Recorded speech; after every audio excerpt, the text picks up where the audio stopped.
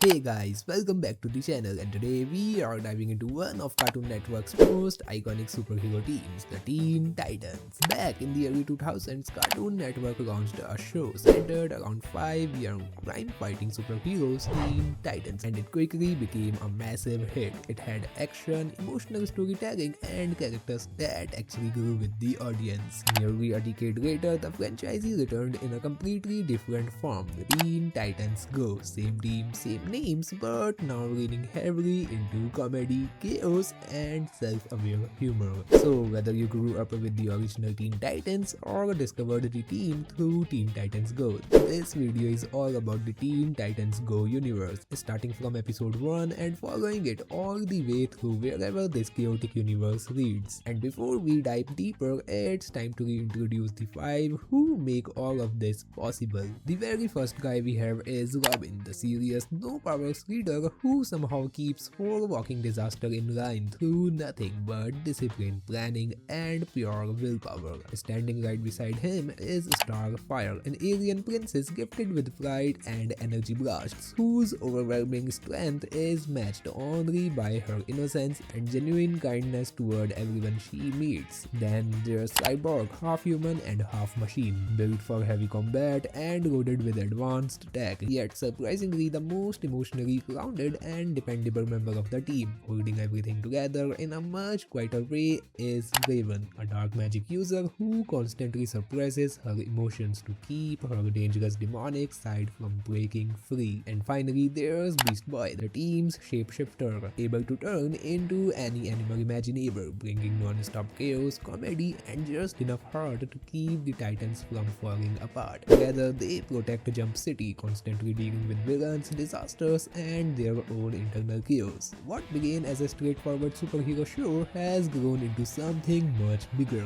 Teen Titans Go has now run for nearly 10 seasons, is still ongoing, and has crossed 400 plus episodes, along with multiple specials and movies, constantly reinventing itself, breaking the fourth wall and leaning fully into chaos, while still staying rooted in the same core characters we started with. And with all that context out of the way, we are ready to start from the beginning and follow this series wherever it goes, through the comedy, the meta humor, the movies, and the crossovers. Alrighty then, let's get into it.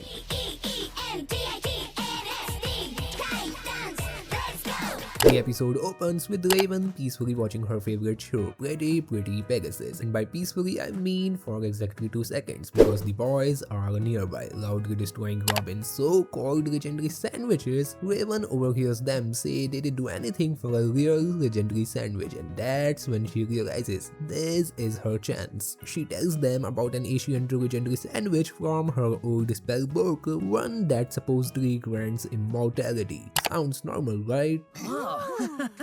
Delicious. Of course, the ingredients are scattered across impossible locations because every good legend needs unnecessary danger. The boys don't question it, not even for a second, and they just run. Cyborg dives into lava lake for mystical bacon, Beast Boy digs underground as a gopher to grab the king's lettuce, Starfire flies into space for the stellar tomato, and Robin, he faces the most dangerous mission of all, buying pretzel bread from a supermarket. Truly heroic, what a joke. Back at the tower, Raven finally enjoys silence and her show. Meanwhile, the others get absolutely wrecked by Sandwich Guardians. Yes, Sandwich Guardians, losing hair, teeth, and even an arm. Still, somehow they win and collect the ingredients. Robin also succeeds after surviving the checkout line.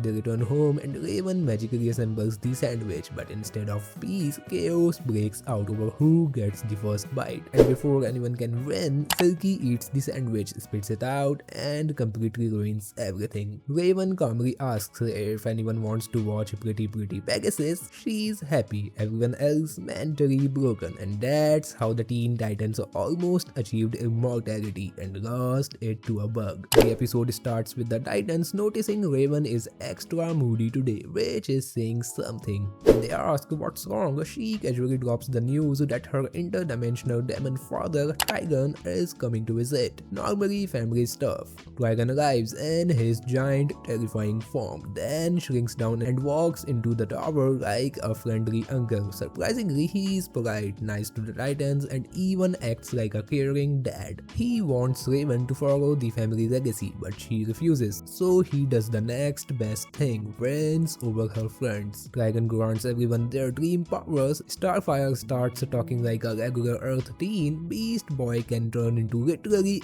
anything. Cyborg gets a dog for a hand. Robin becomes ridiculously muscular. Even Silky turns into a butterfly. Naturally, the Titans think Raven should be more like her dad. To prove a point, Raven agrees to follow Trigon's path and starts becoming a full demon. She absorbs kids' nightmares, opens an interdimensional portal, and then Trigon casually asks her to kill her friends. Yeah, that's where the red flags finally show up. The Titans realize Raven was right all along. Raven refuses, Trigon gets mad, grows huge, and attacks everyone. Using their new powers, Titans fight back and actually defeat him. In the end, Raven sends Trigon back through the portal, everyone loses their weird upgrades, and peace returns. Raven calmly says he's gone for now, but will probably be back for Thanksgiving, because even demon dads don't miss family dinners. The episode 6 is kinda awkward, funny, and very Robin. It starts with Robin excitedly playing with a fortune teller like it's the most serious mission of his life. Beast Boy and Cyborg notice, steal it, and immediately make fun of him right before playing with it themselves. Surprise, surprise, all the fortunes are about Starfire, marriage, kids, a lot of kids. Robin panics and admits the fortunes were meant for him. After getting terrible advice from Beast Boy and Cyborg and a mysterious voice in his head, Robin finally asks Starfire out, and she says no, because Speedy already asked her first. Well, Robin does not take this well. Instead of moving on like a normal person, Robin kidnaps Speedy, dresses up as him, and plans to ruin the date, because obviously that's the mature option. While Cyborg and Beast Boy get bored and leave, Raven watches Speedy by doing absolutely nothing, so Speedy escapes. On the date, Starfire realizes Speedy doesn't feel like Robin and walks away. Then the real Speedy shows up, a fight breaks out, costumes come off, and Starfire finally learns the truth. She's happy for exactly 1 second, then punches Robin in the face for ruining her date. The episode ends with Robin lying on the floor, Speedy knocked out, and the voice in Robin's head taking Starfire on a date instead. Yeah, episode 6 is definitely a Robin episode. The episode starts with the High Five robbing a bank, and the Titans show up like it's routine. Everyone easily defeats their villains using superpowers, everyone except Robin, who struggles badly against Mammoth. The team even offers help, but Robin refuses and fights alone while the others eat hot dogs. He wins barely. Back at the tower, Robin complains that life is unfair because everyone else has powers. The team explains their powers are actually a curse, except Starfire, who's busy making meatloaf. Robin ignores the warning and decides the only way to get powers is through a freak accident. So he fuses himself with an actual Robin. It goes badly, the bird gets Robin's skills, Robin becomes a weird bird man, and the only real achievement is pooping on Cyborg's car. What happened to you? And what are you doing pooping on my car? Ugh. Feeling defeated, Robin accepts Raven's offer to give him powers, but only if he does the chicken dance. He does it. Instantly, Robin becomes insanely powerful, fixes every problem on Earth, and makes dinner. Because of this, the Teen Titans are no longer needed and disband. Robin then lives a normal, boring life, grows old, and realizes too late that powers really were a curse. The episode ends with an elderly Robin in a hospital, the Titans reminding him they were right, and Raven softly saying, "Curse." Creative, dark, and somehow still funny. Classic Teen Titans go. The next episode, Terrorized, starts with Robin waking up convinced it's going to be the greatest day ever. His Batman alarm goes off,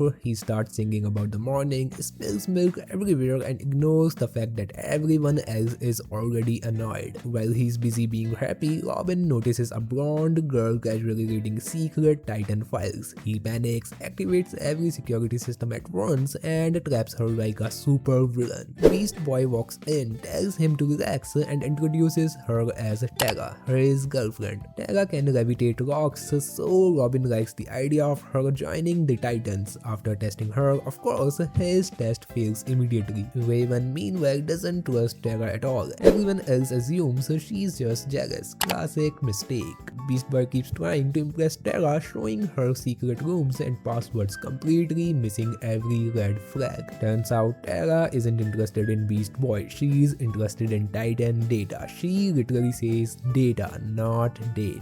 Subtle but deadly. Raven watches everything and tries to warn the team again. Nobody listens. Robin launches himself from a cannon. Mrs. Terra hates his own team and hands her the perfect chance to trap everyone and steal their secrets. Just as Terra is about to finish them off, Raven breaks free, saves Beast Boy, and sends Terra to another dimension. Problem solved. Tower slightly broken. In the end, the Titans admit Raven was right. Raven insists she doesn't like Beast Boy at all, but that tiny smile at the end says maybe a little. In the next episode, the Titans learn a very important lesson. Never give Raven emotional advice. They are fighting Dr. Light, who's stealing a mysterious prism, and everyone's busy cracking jokes and losing badly. Raven, she ends the fight in 2 seconds by teleporting him to jail. No punchlines, just efficiency. Back at the tower, Robin asks what to do with the prism. The Titans start tossing it around like a stress ball and teasing Raven for being too serious. Naturally, the prism reacts, sucks Raven inside, and explodes. Suddenly, there are 5 Ravens: rage, happiness, timidity, passion, and laziness. At first, the Titans love it. More Ravens, more chaos, more fun.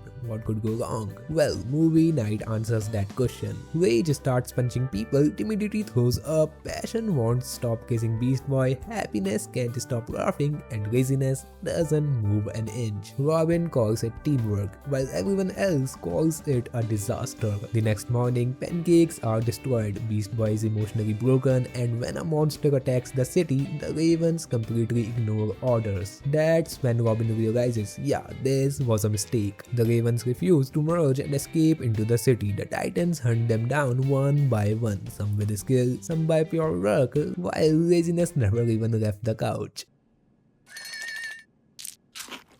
And in the end, the Ravens are merged back into one. Raven thanks them, or maybe she's being sarcastic, no one can tell. And that's the episode where Raven proves she has emotions, just not in a way anyone can survive. Right, imagine telling superheroes to stop using their powers. Yeah, this episode tries that. Robin proudly shows off his new obstacle course and calls it a real test of skill. The others try it once and instantly cheat. Raven teleports to the end. Beast Boy and Cyborg fly over it, and Starfire just destroys everything. Robin nearly dies doing it the normal way and decides this is officially unfair. So he makes a bet, no power for 24 hours. Winner becomes the new leader. Everyone agrees, even though they clearly don't take it seriously. Almost immediately, the Titans start failing. Beast Boy tries to transform for pickles, Cyborg tries to heat food, Raven forgets how to walk, and Starfire drills holes in walls because doors are too far. Robin catches all of them. How do you do it, man?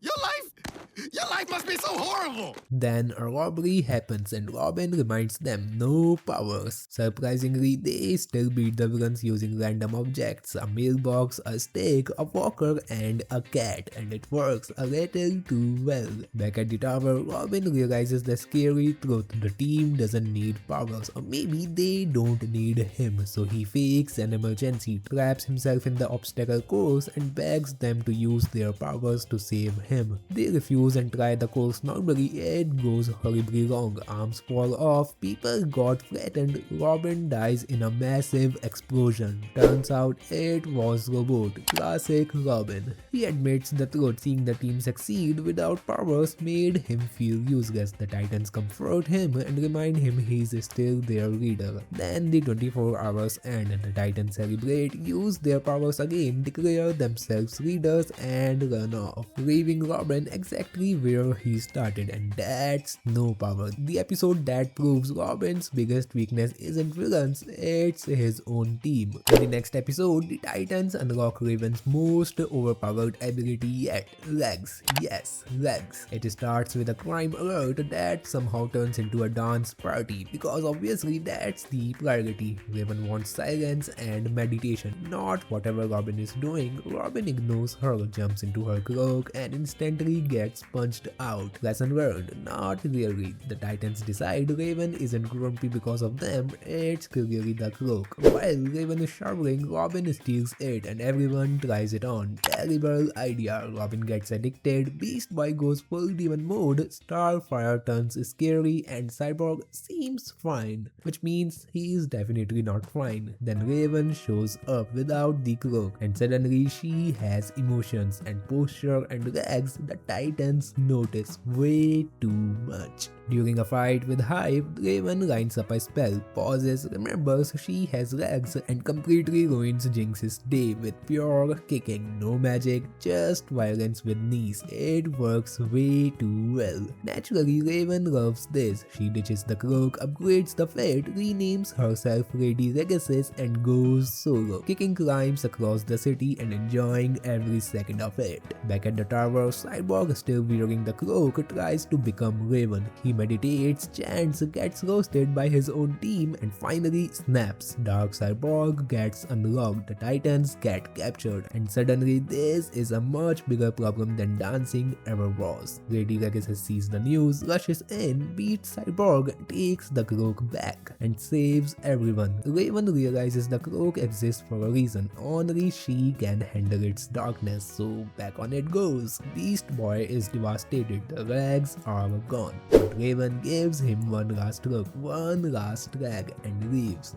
And that's Legs, the episode that proved you don't need dark magic to be dangerous. Sometimes all you need is knees. The episode starts with Cyborg trying to enjoy a day off and absolutely nothing working. His alarm glitches, the fridge handle breaks, the microwave explodes, the TV falls, and the remote snaps in half. Cyborg says nothing's working. Raven calmly warns everyone to avoid the bathroom. Starfire ignores that warning and instantly understands why it existed. The Titans decide their living conditions are terrible, but before they can complain properly, Robin shows up with bigger problems. Hive has a new plan, turning their tower into a giant evil space station. Robin decides the only solution is undercover work. He will infiltrate Hive as a villain named Red X. His plan to earn respect, beat up their strongest member, Mammoth. He does exactly that a little too well. Gizmo stops him and casually mentions he was already accepted.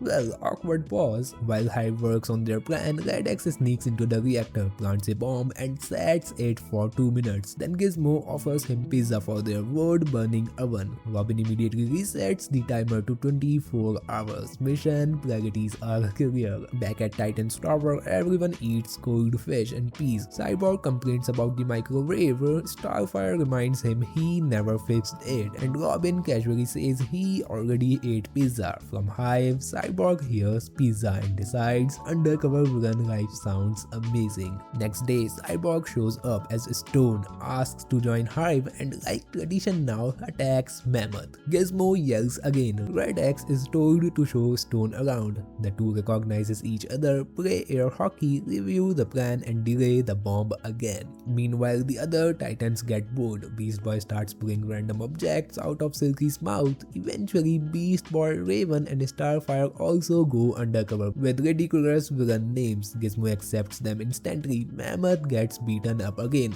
At this point, he deserves compensation. The Titans actually start liking the Hive Tower, so they push the bomb timer back 47 years. Jinx tells Gizmo to rid of them. Gizmo decides blowing up the tower is less rude. Everyone reaches the reactor and discovers there's already a bomb there. The Titans arrive, disguises come off, and a full fight breaks out. The countdown hits 0 and boom, explosion visible from space. Later, the Hive moves into Titan's tower and behaves exactly like the Titans did, annoying, loud, breaking things and treating the place like it's their home now. The Titans realize they have created their own nightmare. Robin calmly suggests the only logical solution, blowing up the tower. In and The episode Brian opens up with Beatbox and Murder Egg walking into a dark living room. That's already suspicious. Then the lights flip on. Boom! Surprise birthday party. Painbot, Super Robin, Dave, and even the Titans are there. Yes, the torture robot showed up to celebrate. Music's blasting, everyone dancing, pure chaos. Then a crime alert hits and the Titans leave mid-party. Cyborg casually tells the little buddies to keep the party alive while they are gone. A sentence that will age very badly. 8 months later, same party, same music, still going. No one questioned this. Meanwhile, the Titans are locked inside an electric cell, courtesy of the Brain. Robin is confident they will escape eventually. Everyone else is just electrocuted for trying. Beast Boy keeps calling him Brian. The Brain corrects him. Beast Boy absolutely doesn't care. Back at the tower, Super Robin notices a distress signal. Turns out it's not a party light. Awkward realization.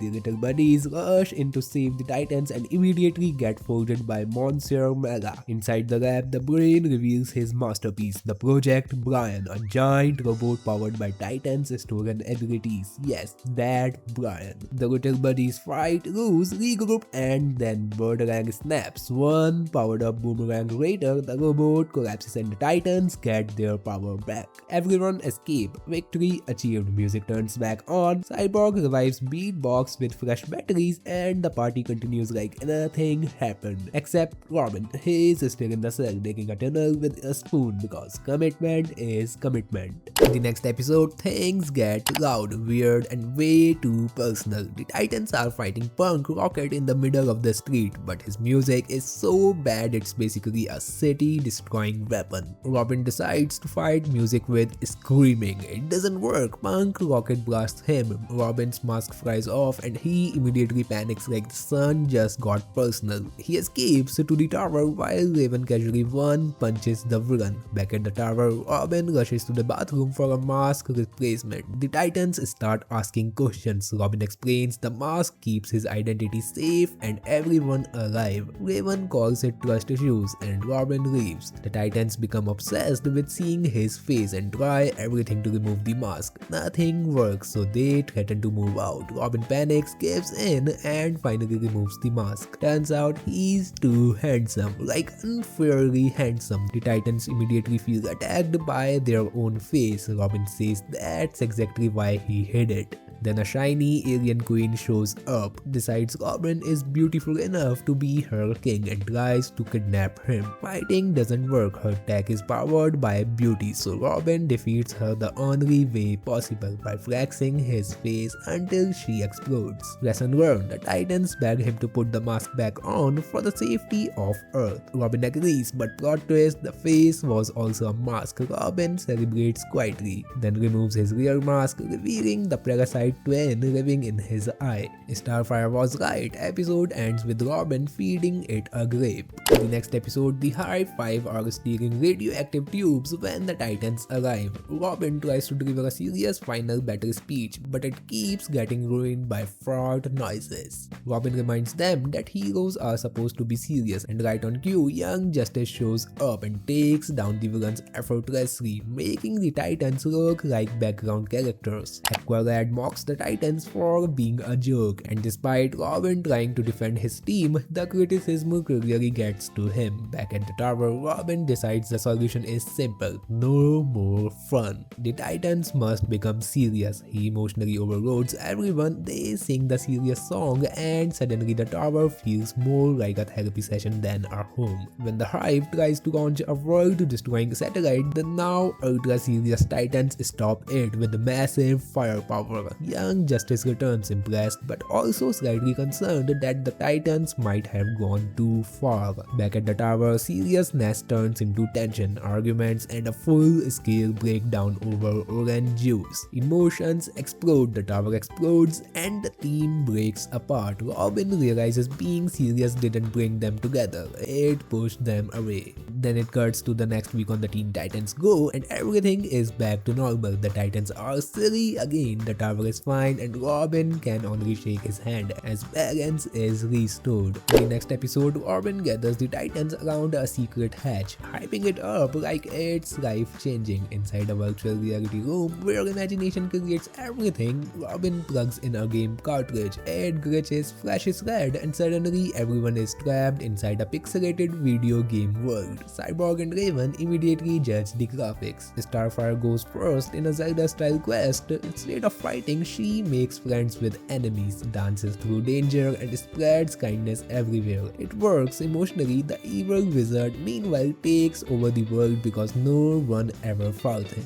Next is Beast Boy in a Frogger-style game. He gets run over repeatedly, eaten by a snake, then an alligator. He finally figures out how to cross the road as a chicken, gets confident, and immediately loses all his lives. Raven plays a Pac-Man parody, organizes her ghost selves, almost wins, and then loses everything when Circle Guy powers up and his wife joins the fight. Strategy meets romance. Game over. Cyborg's game is about driving to get pie. Road rage, explosions, gunfire, and a helicopter raider. Both the pie shop and Cyborg's car are destroyed. No pie survives. And Robin goes last in a Mario-style world. He stomps enemies, gets distracted by money blocks, ignores the main mission, enters a pipe full of sewage, and dies. The screen says game over. Every Titan feels the world is not saved. Imagination was the real enemy. In the next episode, the Titans are relaxing when Robin suddenly realizes Cyborg is missing. After a dramatic gasp session, Robin tracks him to the Hive Towers. Using trackers the team didn't know they had. Gizmo calls, demands a ransom, and Cyborg tries to explain he's just hanging out before Mammoth shuts him up. So obviously the Titans plan a rescue. At Hive, Cyborg annoys Gizmo non-stop, insults his size, and somehow gets kicked out of his own kidnapping. Jinx steps in, tells them to behave, and they agree in the least convincing way possible. When the Titans attempt Operation Tin Man, they immediately get launched out by a trap. Cool! I'll be here till around 8 or 8:30. Wait, did you want to finish that movie?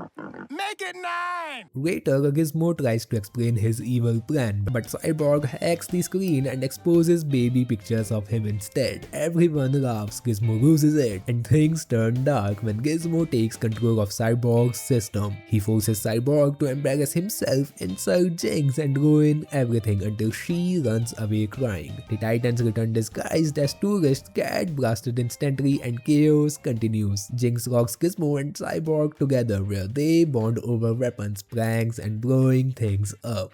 They prank the Titans, destroy the tower, and declare themselves best friends forever. That's when the Titans crash in for real. Robin goes full villain mode, blows up the Hive Tower, grabs Cyborg, and flies off. Mission complete. Friendship questionable. The next one starts with the Titans preparing for a Halloween party. Everyone is in costume, Robin is in charge, and somehow everything is already chaotic. They put on the scary figure dance when a crime alert ruins the mood. Hive is stealing candy and blowing up the factory. The Titans show up, throw in some heroin puns, and immediately lose. The candy factory explodes, heroin is officially ruined, and the Titans die. Technically, back at Hive Tower, the villains start celebrating when spooky things happen. Lights flicker, objects move, weird noises echo, and everyone panics. Turns out the Titans are back as ghosts, speaking in annoying ghost voices and enjoying it way too much. The Hive tries a seance, fails, and gets haunted harder. The Titans go full nightmare mode, actually scare them and send everyone running. Even Jinx can't survive an awkward elevator ride with Ghost Robin.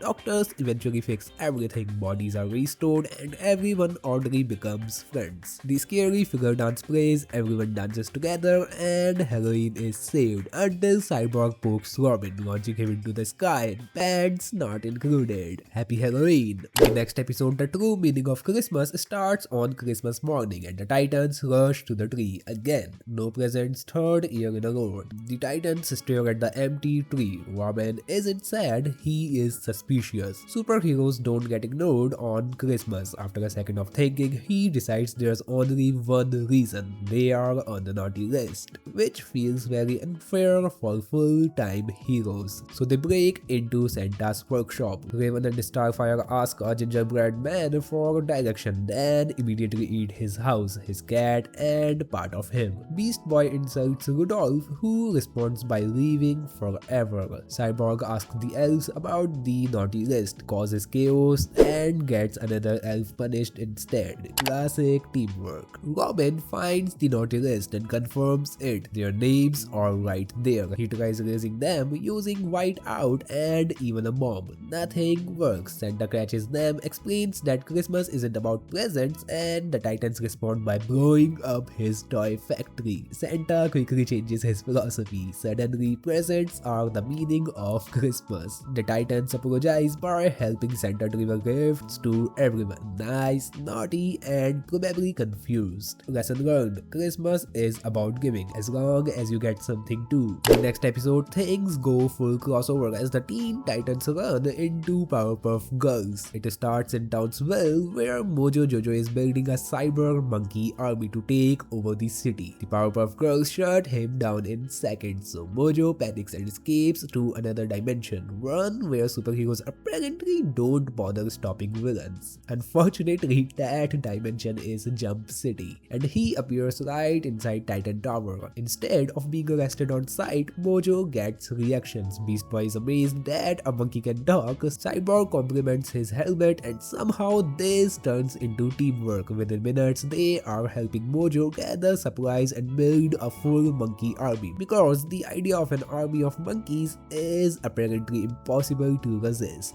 Meanwhile, Robin walks in, starts hearing the narrator, and seriously questions his mental health right as the Powerpuff Girls arrive. The girls explain they are chasing Mojo, but the Titans immediately write them off as babies. The Powerpuff Girls are not amused, and what's clearly not a competition instantly becomes one. While Robin overanalyzes clues and takes the investigation way too seriously, the Powerpuff Girls move fast. They decode the note, head straight to the zoo, fight guards, break through defenses, and cut through Mojo's setup with ease. By the time everyone reaches Mojo's lair, his plan is already falling apart. The Powerpuff Girls take him down, the monkey army turns into a party, and the Titans are left admitting the obvious truth. The Powerpuff Girls may look cute and tiny, but they are smart, powerful, and very real superheroes. And yes, they pretty much carried the mission while everyone else argued about the who was better. In the next episode, we jump all the way back to 2003 when capes were dramatic and Jump City prison was on fire. Cinderblock shows up to break his little brother out, but the Teen Titans block his path, looking heroic, except Cyborg, who has no cape. While Robin and Starfire handles business, Cyborg gets distracted by bird poop. Cinderblock escapes, and suddenly the cape is blamed for everything. Robin insists a cape would have saved the day. Cyborg refuses to ever wear one,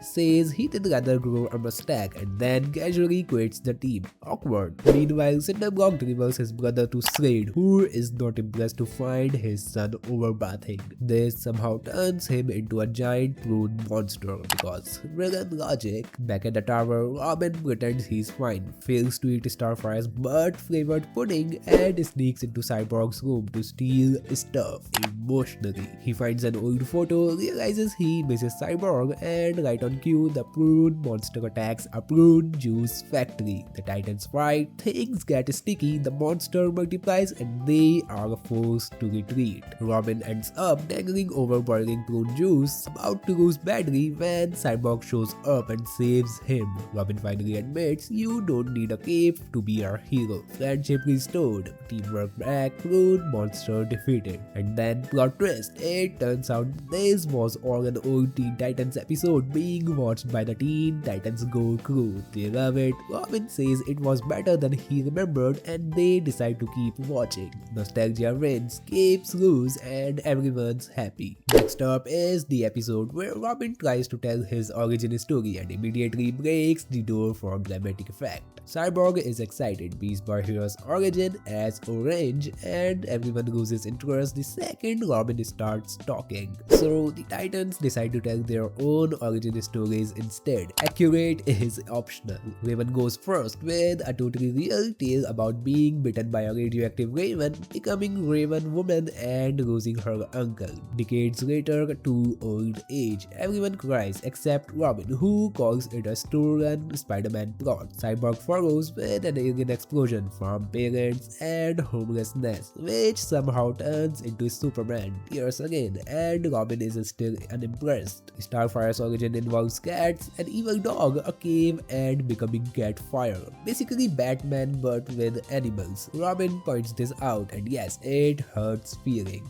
Beast Boy then tops it off by saying he's a fearless pilot who gets a green power ring from a dying alien, which he insists explain why he's green. Robin says it's Green Lantern. Beast Boy says exactly. Robin finally tries to tell Beast Boy's real origin involving science, illness, and a green monkey serum. Everyone laughs at how ridiculous it sounds. Then Beast Boy casually reveals he's not real at all, just a Green Lantern hologram. Everyone cries. Cyborg is emotionally destroyed and Green Lantern laughs as the episode ends. By the way, he's real of course. In the next episode, Flashback Part 1, Robin loses his mind over Tuna, Mercury, and Titans being Titans. Beast Boy wrecks the couch. Raven summons demons like it's casual. Starfire and Cyborg vandalize the window and Robin snaps. The team takes this as nostalgia and decides it's time to remember who Robin was before them. Bad idea. We flash back to a much happier, way more embarrassing Robin. Silver Age costume, cheerful voice, and zero success like us. So please subscribe the channel and like the button and share it with your friends who wants to watch the entire recaps of their favorite show, and let me know in the comments which show you want next. Back onto the track, every villain in Jump City uses Robin as a punching bag and Robin realizes solo hero life isn't working. Solution: build a superhero team. Easy, right? He starts recruiting. Kid Flash is fast enough to stop crimes in other countries mid-conversation. Aqualad rides a squid. Speedy shoots Robin. Bumblebee almost gets him killed. Raven throws building at him until he asks nicely. Starfire almost eats a cat twice. Beast Boy joins but immediately asks about lunch, which sends Robin into another meltdown. And poor Victor just wants a flyer and gets rejected over and over until Robin finally gives in out of pure stress. Tryouts begin under the unfinished Titans tower. Speed tests go great for Kid Flash, terrible for Victor. Combat tests end with Robin getting flattened by Raven. Teamwork absolutely chaos. Robin loses his temper again, kicks everyone out, and thinks he's finally built the perfect team. Then comes the twist. Kid Flash calls a vote and boots Robin out for being a terrible reader. Just like that, Robin loses the team he created, and that's where part 1 ends. Awkward, ironic, and very on brand. The flashback continues with everyone at their absolute lowest. Starfire is roaming Jump City hungry, homeless, and trying really hard not to eat cats. That self-control breaks when she finds Robin in a dumpster, literally fighting a cat over a used napkin. Robin explains how the Titans kicked him out, and before the pity can settle in, Raven crashes down through a demonic portal. Apparently, even her dad fired her. Soon after, Beast Boy and Victor show up too, because of course, all the rejects end up in the same trash pile. Robin snaps again, blames them for bringing out his unhinged side, but instead of running away, they like it. Beast Boy suggests something wild. If everyone rejected them, why not form a team of rejects, an underdog squad? Robin refuses at first, but when he realizes Kid Flash stole his tower and his ideas, the rage kicks back in. This time, time, everyone cheers. They sneak into Titan's tower, confidence loading one step at a time, but Kid Flash shuts that down instantly. He looks down on them, mocks everything, including Speedy clogging the toilet, and turns it into Titans versus Titans. Winner gets the tower, loser leaves Jump City forever, casual stakes obviously. Robin hesitates, doubt creeping back in, so the team does what they do best, fix the problem, starting with him. The speed is gone, the elf shoes are replaced, the cape finally covers the butt, and just like that, the leadership gets a software update. New clothes won't make him a leader. Nothing will. Now get out so I can pee. The battle kicks off and Kid Flash steals Robin's tryout tests, add a killer robot, and immediately loses control of it. Great leadership. Chaos explodes, Victor gets completely wrecked, rushed to the hospital, and comes back upgraded as Cyborg. Problem solved. One cannon blast later, the robot is scrap metal. Next up, the puzzle test fails in record time, so naturally it all comes down to the final round, a race. Robin versus Kid Flash. But Robin never planned to win. While Kid Flash flexes by running around the world, Robin does something smarter. He takes back the tower. Kid Flash returns late, eats one green staff swing, and gets tossed out. Flash officially removed. The flashback ends. Robin worries he turned into a maniac, but the Titans thank him for it. His madness brought them together. Robin gets shy, drops a soft golly, and immediately gets ignored because yeah, some things never change. The next episode is Rear Origins, and Robin really wants attention. While everyone's cheering and playing Jenga, he fakes a dramatic injury just to gather the team. Once exposed, he announces he's finally telling the real origin of the Teen Titans. Serious this time, and this time it's Robin's story. Cool and absolutely not ridiculous. Naturally, no one believes him, and that's exactly when he drops them into his secret flashback zone and starts the story anyway. We go back to Gotham, where Joker is locked up, Batman gets praised, and Robin barely exists. Tired of being invisible and stuck in sidekick mode, Robin leaves to find his own city and build his own team. Jump City becomes the destination, and Robin starts recruiting like it's a superhero ringed in. First up is Cyborg, who thinks he's being invited to the Justice League and gets disappointed, then joins anyway. Next is Beast Boy, saved from poachers and sold on the idea that he will make a difference. Raven comes after that, busy escaping demons, destroying her dad, and trying to watch her favorite show, but Robin leaves a card just in case. Finally, Starfire, rescued from space slavery, kisses Robin to learn his language and slowly agrees to join him. With the team assembled, Robin heads into his first big fight, fully expecting to lose alone until everyone actually shows up. They wait for his command, he panics, overthinks it, and finally lands on the line that stakes. Titans go! The story ends, the team admits it was actually cool, then reminds Robin that no one will ever believe it. Cue Batman and Gordon laughing in the background, because of course they are.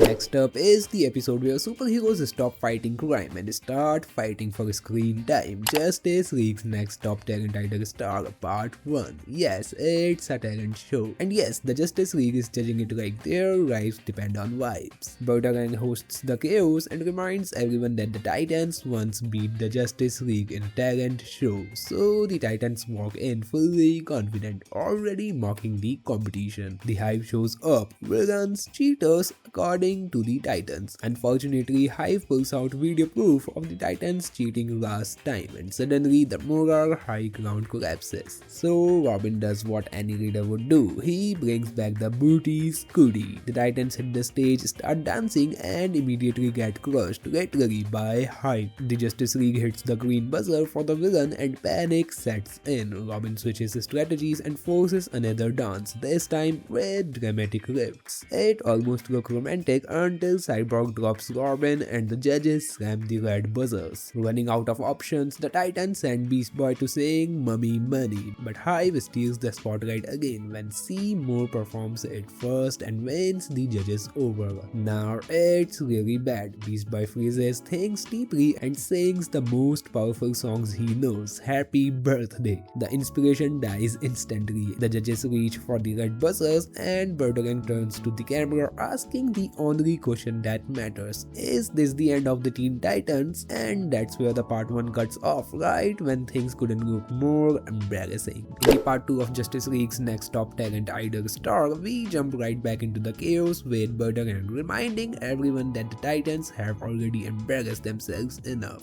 Beast Boy finishes his legendary happy birthday performance fully expecting defeat until the judges reveal they didn't buzz him out because it's actually Wonder Woman's birthday. Accidental touch. The Titans are back in the game. Feeling hopeful, the team decides singing is the move, specifically their own Titans song, because at least Hive can steal that. Starfire offers to sing it herself. The team doubt her, considers cheating again, and ignores her completely. Starfire goes on stage anyway, sings her heart out, and shockingly it's amazing. The judges love it, and for once the Titans might actually win. Now comes the confusing part. In the original ending, Bertrand announces the Titans as winners until Beast Boy admits they try to rig the results. I did it real good too. No one even noticed I switched them envelopes.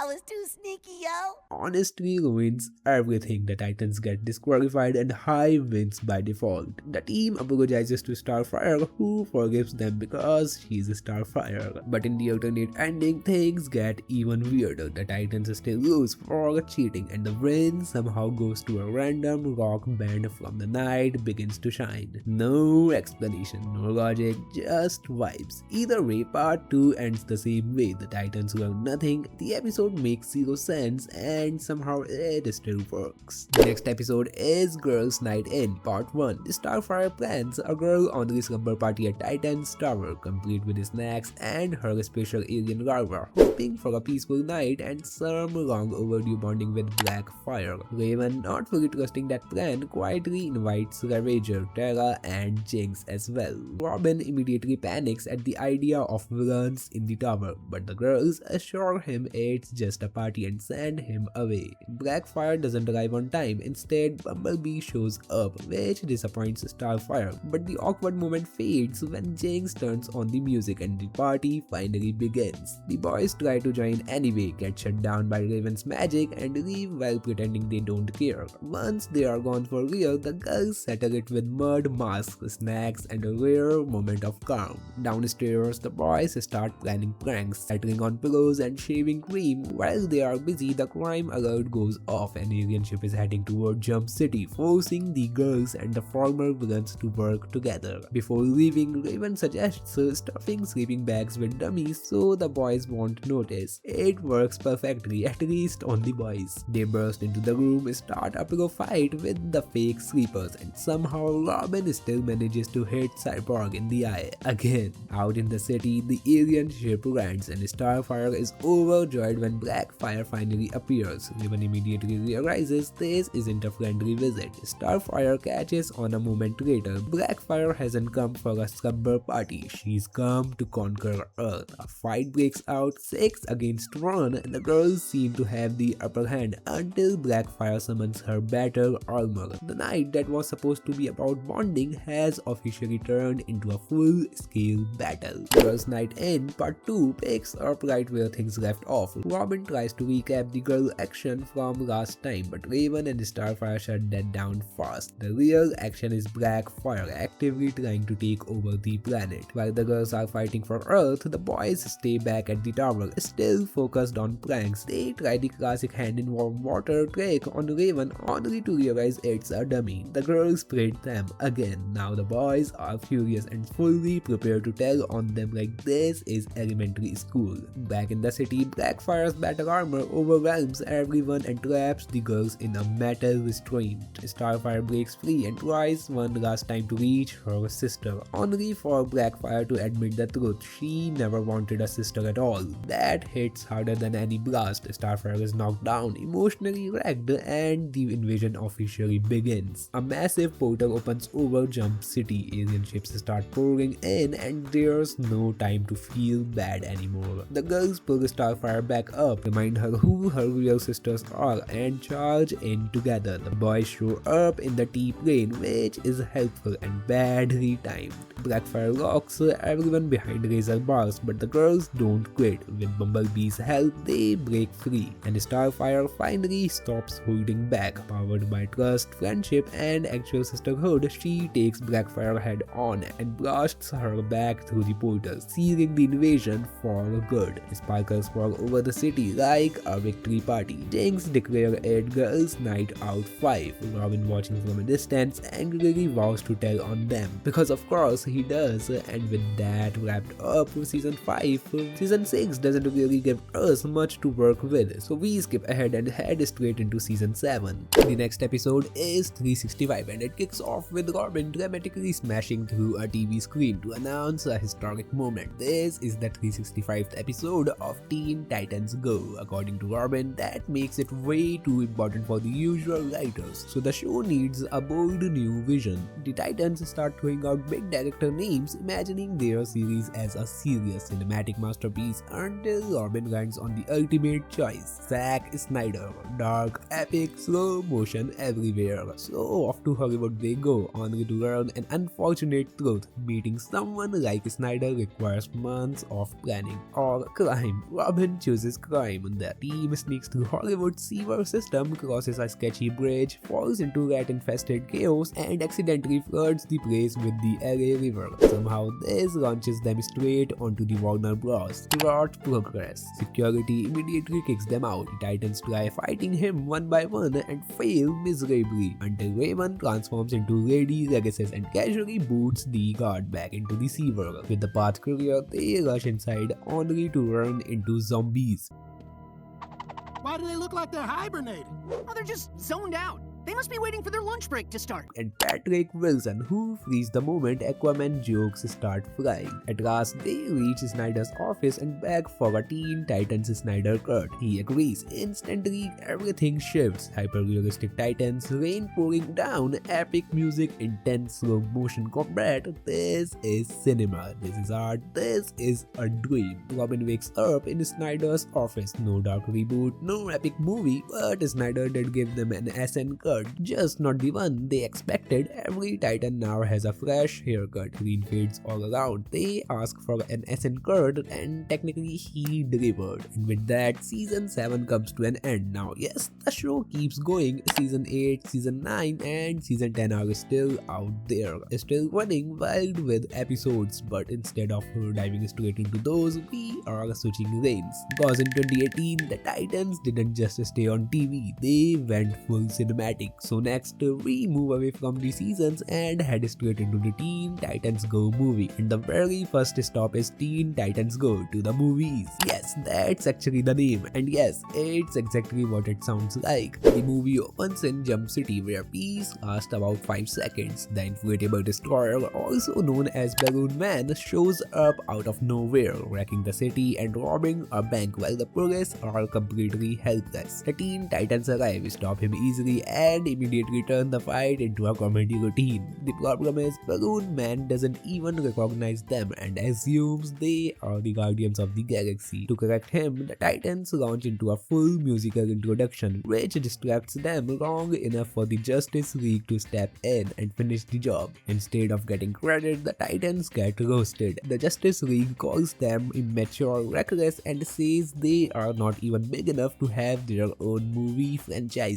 That line hurts more than any villain ever could. Trying to feel better, the Titans sneak into the premiere of Batman again, replacing the challengers of the unknown to get inside. During the trailers, Robin confidently waits for his movie announcement, only to realize every hero gets a film except him. Humiliated, he storms out, and the team agrees on one thing: if they want a movie, they need a rear arc nemesis. Right on cue, Slade makes his proper debut. He breaks into Star Grabs to steal steal a mysterious crystal and effortlessly defeats the Titans when they try to stop him. Before leaving, he calls them jokes instead of heroes. The next day, Beast Boy shows Robin a homemade movie the Titans made for him, but Robin shuts it off. It's sweet, but it's not Hollywood, so the Titans head to Hollywood for real. There, they meet Jade Wilson, the director behind every superhero movie ever made. She shuts them down, instantly explaining she did only make a Titan movie if they were the only heroes left. Taking that far too literally, the Titans travel back in time to stop other heroes from ever existing. Future becomes a disaster, forcing them to undo everything fast. Back in the present, Slade attempts to power the crystal at Wayne Tech. This time, the Titans actually fight back and manage to stop him. Sort of. That small win is enough for Jade to change her mind. A movie is approved, but with one condition. It's only about Robin. Chasing fame and validation, Robin accepts, and the rest of the Titans are cut. Robin quickly adjusts to celebrity life. Filming goes smoothly, fans adore him, and he finally feels like a real hero. But when he sees a child's drawing of him with the Titans, doubt sets in. During the final shoot at Titan Tower, Robin is knocked out and wakes up to the truth. Jade is Slade in disguise. The crystal is activated, heroes are mind controlled, and Titan's Tower is destroyed, nearly killing Robin. Escaping the wreckage, Robin realizes what truly matters and calls the Titans back. At the premiere of Robin, the movie, Slade unleashes the crystal, turning all the heroes against them. While the Titans distract the controlled heroes, Robin confronts Slade. He is nearly defeated and mind-controlled himself until Cyborg plays the Titans' homemade movie, reminding Robin that he is the reason they are a team. Robin breaks free. Slade escalates into a giant robot, mocking them for being joke heroes, but that's exactly how the Titans win. Fighting together, being themselves, Slade is defeated, admits their rap is actually good, and collapses. The heroes are freed, the Titans are finally respected. Robin admits he learned to be himself. Before trying to delay the credits for a very unnecessary speech, the credits roll anyway. Wait! Kids, ask your parents where babies come from! And that's Teen Titans Go to the movies. The moment the Titans proved they didn't need to change who they were to go big. It wasn't just a movie, it was the start of their full cinematic era. After Teen Titans Go to the movies, the Titans didn't pick up where they left off story-wise, but they did get another movie. In the Teen Titans Go vs Teen Titans, the focus shifts from Hollywood and fame to something far bigger. A full multiverse collision. This time, it's not about proving themselves or getting taken seriously, it's about survival, identity, and what happens when two very different versions of the same heroes are forced into one battle. The movie opens in Jump City with the TTG Titans stopping a bank robbery by Gentleman Ghost, who's possessing random civilians to phase through walls and escape effortlessly. The fight immediately turns chaotic when he jumps into TTG Robin, using Robin's own gadgets and combat skills against the team. With no other option, the Titans are forced to physically take down their own leader just to break the possession. Gentleman Ghost barely slows down. He leaps into TTG Starfire, takes to the air, and nearly escapes the city altogether until TTG Raven steps in and forcibly pulls him out using her magic. Desperate, the Ghost makes one final critical mistake. He tries to possess Raven herself. Inside Raven's mind, he finds something far darker than expected, a sealed mental vault containing a fractured gem, already cracked and unstable. Curious, he touches it. The moment he does, Raven's suppressed demonic energy erupts outward. A massive shadowy entity consumes the space, obliterating Gentleman Ghost instantly. The destruction only stops when Raven recognizes her friend's voices and regains control, returning to her normal form. The Titans are stunned. Raven insists she is fine, but she clearly isn't. Without another word, she teleports back to Titan's Tower, already aware that something inside her has changed. That night, sleep is impossible. Raven re-enters her own mind, drawn back to the unlocked vault. The fractured gem pulses violently and her demonic self attacks her directly. Raven jolts awake, levitating toward her mirror, only to see her reflection transform into Trigon, her father. Trigon speaks calmly, almost gently. He explains that her dark half is no longer contained and is slowly taking control. He offers a solution: let him remove it. Raven refuses immediately and turns the mirror away, but Trigon continues, detailing the exact steps of her inevitable fall into darkness. To break her resolve, he shows her a future where she suppresses her powers entirely, reduced to a powerless human. Raven still refuses. She shatters the mirror in anger and storms out of the room. Once she's gone, the silence breaks. A malevolent voice addresses Trigon from the shadows. The corruption has already begun, and together they agree to let the plan continue. Meanwhile, back at the Titan's tower, Robin is fully locked into a VR simulation where he's fighting an evil version of himself because self-confidence has never been his problem. The moment Cyborg interrupts to mess with him, things spiral into the usual chaos. That chaos is cut short when a portal tears open in the room, and Robin instantly realizes this isn't one of the Raven's accidents. A mysterious figure calling himself the Master of Games appears and abducts the Titans without explanation. They wake up in a massive arena-like dimension surrounded by spectators and masked warriors who immediately attack.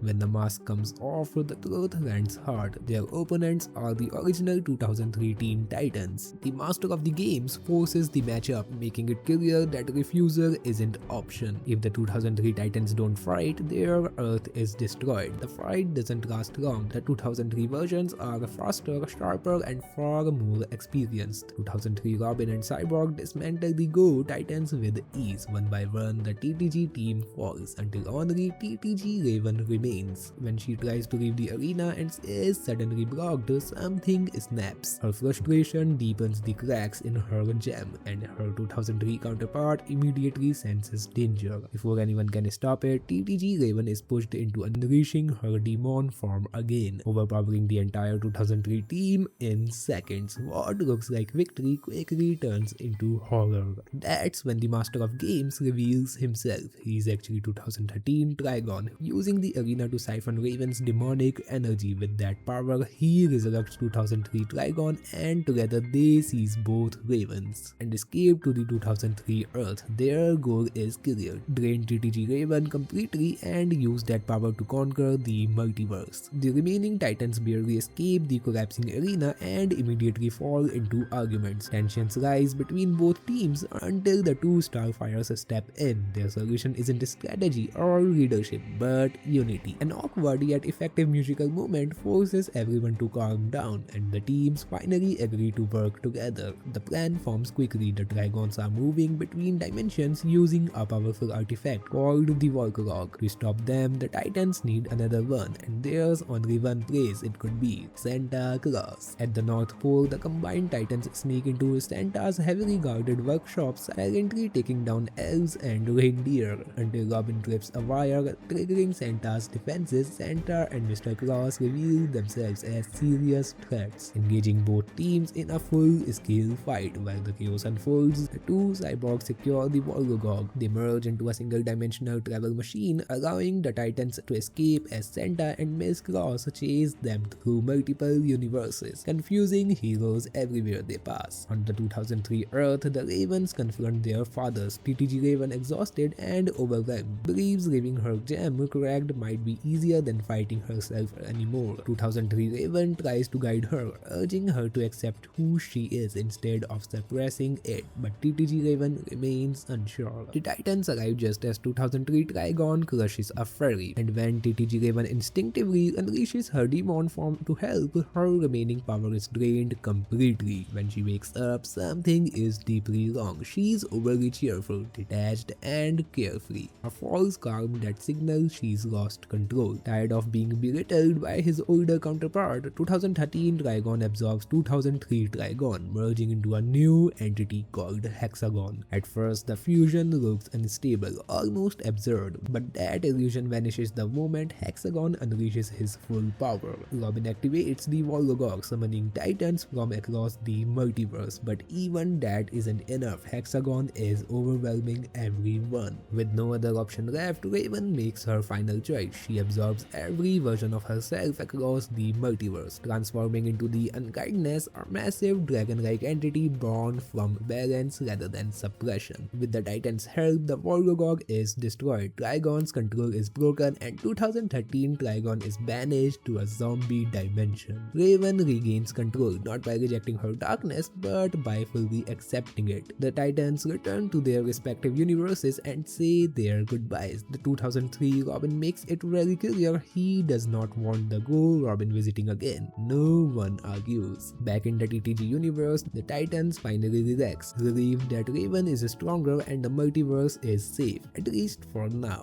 Then Darkseid attacks. They are exhausted, they refuse to fight, and that's Teen Titans Go versus Teen Titans. A crossover that bridges the classic and Go versions of the team, digs deeper into Raven's inner conflict, and proves once again that the Titans don't need to be darker, edgier, or even big enough to matter. It respects both sides, balances comedy with real stakes, and reminds us why these characters work in any form. There are still more Titans movies and stories left to cover, but for now, this is where we pause. If you enjoyed this breakdown, make sure to like, subscribe, and share your thoughts in the comments. Thanks for watching, and I will see you in the next one.